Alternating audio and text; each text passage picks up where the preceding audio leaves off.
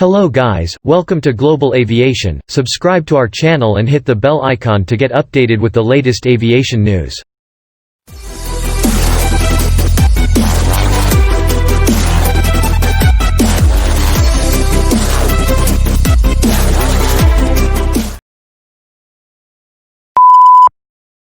Boeing to quietly stop the 747 program, closing era of jumbo jets.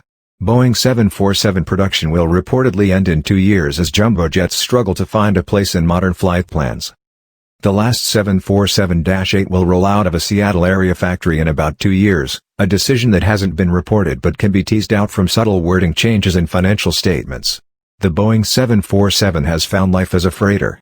UPS has 12 out of the last 15 unfilled orders for the 747. But jumbo jets have since fallen out of favor. Instead, airlines now prefer smaller jets that use less fuel for increased point-to-point travel, shifting away from the hub-and-spoke model that funneled the bulk of passengers to big airports on more crowded flights.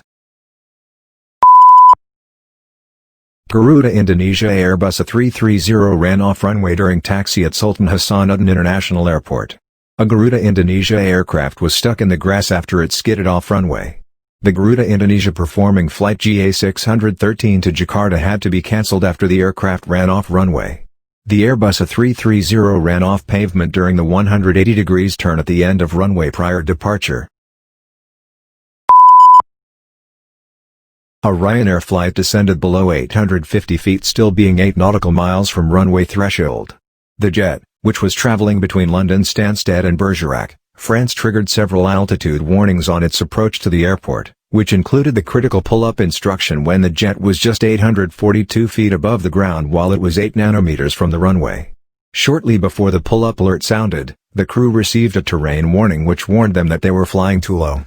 At the time, the first officer, who was flying the aircraft, was conducting a turn in heavy cloud and did not have any visual references.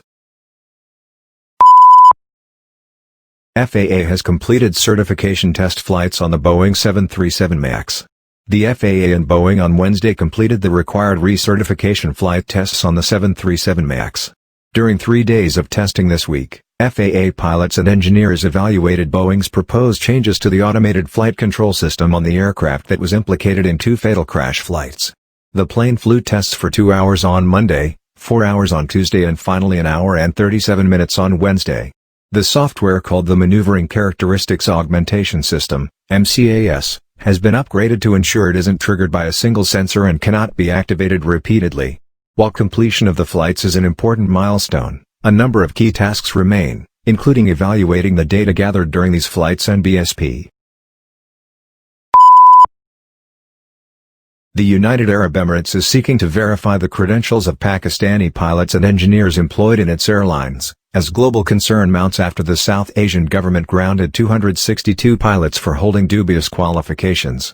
Pakistan has a total of 860 pilots, 107 of whom work for foreign airlines, according to the country's aviation minister.